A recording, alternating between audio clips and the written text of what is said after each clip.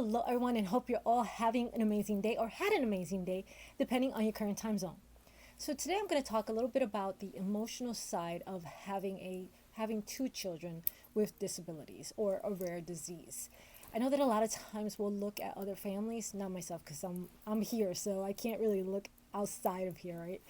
But for those of you guys that look at families and wonder what it's like to care for a child with a disability or with a very rare disease, what are the struggles behind that, right? Like a lot of times I keep saying we, but it's not we. If you do not have a child that you care for with the disability, you really don't know what that world is like.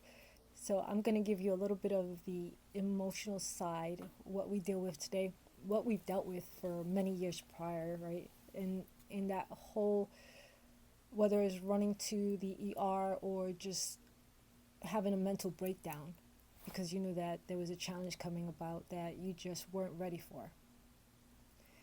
Well, welcome to those of you guys that are new to my channel. My name is Kathy. Welcome back to my seasoned subscribers. On Mondays, I do videos all about fashion, accessories, just fun things that I enjoy doing to keep my mind off of the second half of the week videos, which are all about my two girls and their journeys battling two diseases, TSC and FSGS. TSC being tuberous sclerosis complex, or tumors that can grow in any major organ throughout your body, and FSGS being a form of kidney disease that causes damage to the glomeruli, which can lead to kidney disease, kidney failure, kidney transplant, or kidney dialysis, depending on the disease's progression. So if you're interested in either or, please hit the little subscribe button and hit the little bell so you can be notified on all of my latest videos. And please don't forget to hit the like button and comment below. Let me know what you think of today's video. And let's get started. Woo, woo. Okay, so let's start with mental health struggles, right? Because that's really I think that that's the biggest invisible weight that's on us that we struggle with on a day-to-day basis that we really don't want to talk about it, whether it's depression, anxiety, just chronic stress, which is definitely leads to the lack of sleeping, which can lead to the other stuff, right? So with myself, all three of them were part of my life, all three of them. For the past several years, not only having one child with TSC or tuberous sclerosis complex, having two, it just weighed on me because I didn't know what was coming. I wasn't prepared. I don't think any parent is prepared for a child with a disability, but having two with a rare disability, it was definitely an uphill battle from day one. I wanted to know everything about the disease. I mean, everything. I read probably about, not even exaggerating, 200 different articles. I read several books. I mean, there's not a lot of books out there on TSC. I would love to write a book one day on tuberous sclerosis complex and just the challenges that most parents are probably not even going to be aware of. Just understanding that when you're given all this information, it's like drinking from a fire hose, let's put it like that. I mean, there's no other comparison to it, because when you're sitting there, you're being told, hey, your child has TSC. You immediately are saying, okay, what is TSC? What do I need to find out about that? What is the information? Is this something that's curable? Is this something that we're going to be dealing with all our lives? Is this something that's going to lead into something more dangerous? And then you get smacked with, you have to go see the eye doctor, the lung doctor, the neurologist, nephrologist, you have to go see a GI, it's nonstop. You're gonna probably need occupational therapy, a therapist. You're gonna need to help the child with emotional struggles and anxiety. You're gonna have to work with your child with just understand depression and how it's gonna overcome you, because if the child has any type of tumors in the brain, that can affect everything overall, right? So it's overwhelming, right? You go from excited and you can't wait to have your child to, holy smokes, like, what am I going to do? This is going to be insane.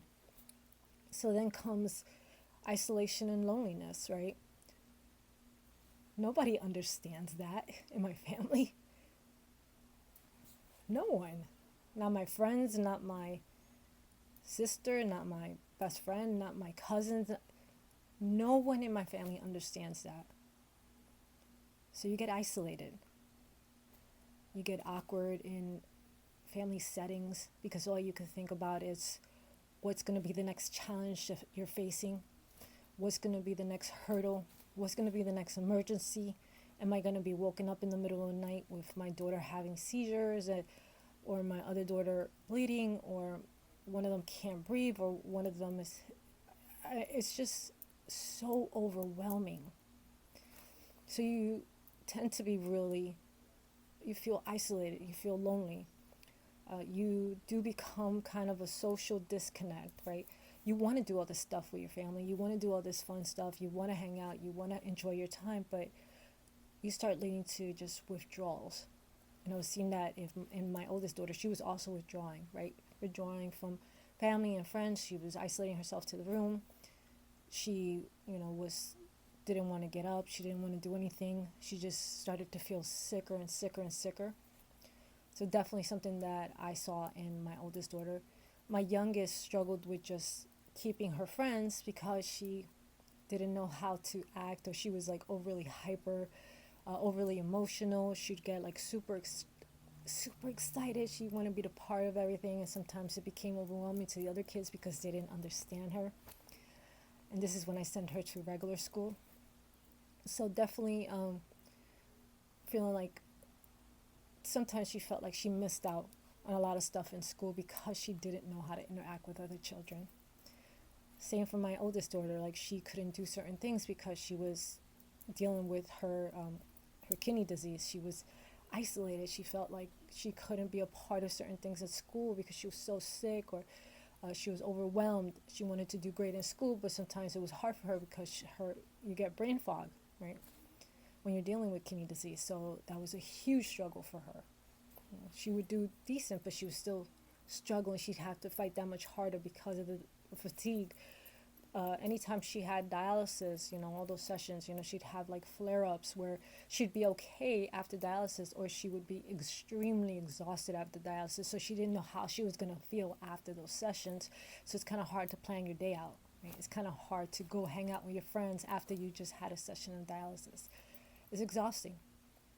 I mean, you're literally sitting there draining your blood for 3 hours straight while sitting there with huge needles, or a needle in your arm, and sitting in this awkward chair for 3 hours, 4 hours a day for 3 times a week. I mean, just imagine that, right? Your blood is getting cleaned with the machine. You're sitting on this awkward chair. Your back hurts, your head hurts, you're exhausted. It's just overwhelming. A lot of it too leads to being resilient, right? And just coping with our challenges. Everyday courage, my daughter's everyday courage. Like, my oldest, knowing that she had to go to dialysis, she would get up every morning, early in the morning, no matter how scary it was. Whether it's facing the needles, the side effects, your pain, your daily pain. Just those small victories, though, that she would be so proud of herself for, right? Because she knew that once she was done, she was out of there, it's still, no matter what, it was a hard day, but being proud that you got through it and you were able to accomplish that goal. So the way we approached it was on a day-to-day basis.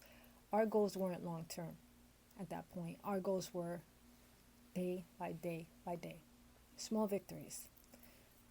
Because no matter what, even if you think that you are strong enough to deal with something, if you do not look at it and approach it on a, this is it, this is the goal, this is our challenge, and you think long term when it comes to dealing with the disease, you're never going to get there, because you're going to feel like you're failing every single day.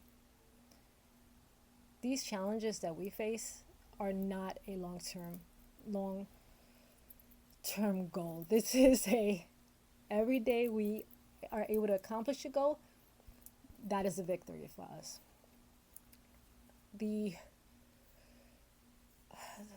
I think that a lot of times with the girls, the way I approach this is just giving them a creative outlet to do, right? Whether it's to join a club, go to a group, work in a group setting when it comes to therapy sessions or online classes, right? To just kind of don't feel like that you have the pressure of everybody on top of you to just try to accomplish one task when it comes to a class. I think that gave Alani a lot of like confidence in that, where she was dealing in the social settings and she was trying to deal with social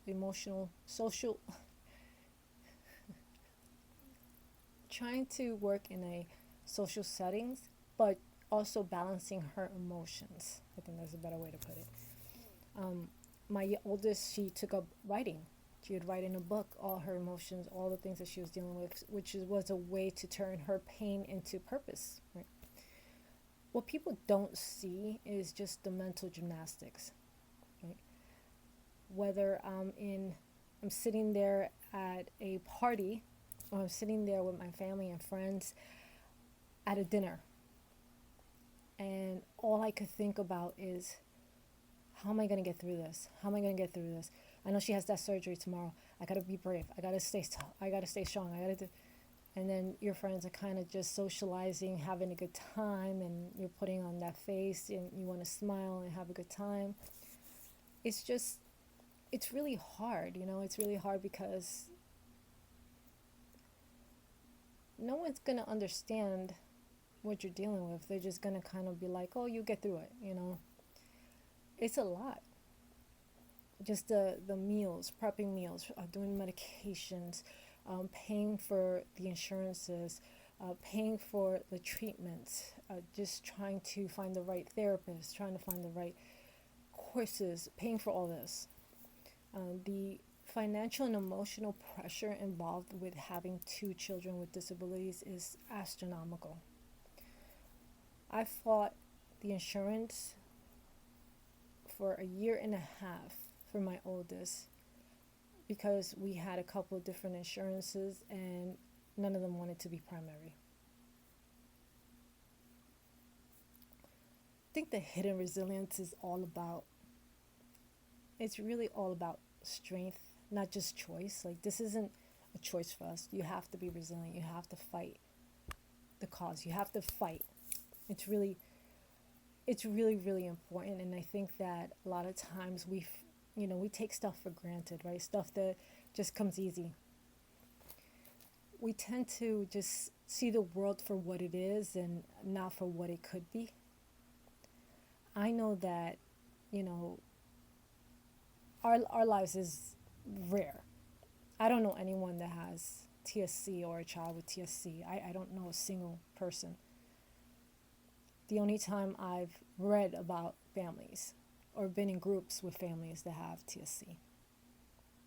But out of all the many, many people that I've met in this world, I don't know a single person who does. I'm okay with that.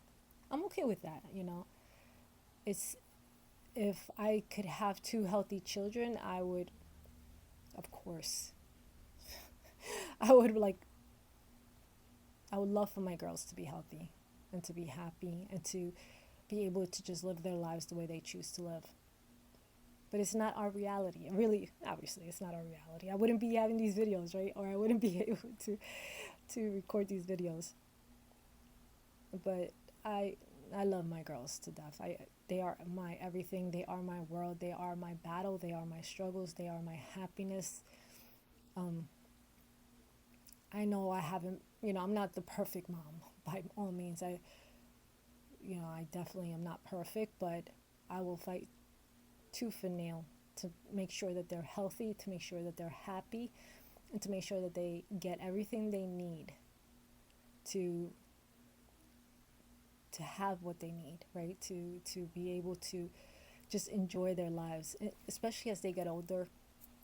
I hope that I've given them the tools they need, or I hope they have the tools and are given the tools that they need to be successful in life and to be happy and to be healthy. No matter what, the struggles are always there. Everything's always in the back of our mind of stuff that can change, clearly. We're not fools. We're aware of that. But again, the victories are day by day. Not month by month, not year by year, day to day. One good day is a huge victory for us. it's like anything else, right? The small little things that are what make a difference, and that's what matters to us. Okay, guys, I hope this video finds you well, and I hope that you get some information from it. If you have any questions or if you have any comments, please comment below. Interact. Let me know how you're doing. Let me know how your day's going. And please don't forget to subscribe. I'm getting inching closer and closer to 10,000 subscribers by the end of 2025, which I'm super grateful, and I appreciate every single one of you guys. And please don't forget to focus through and evolve.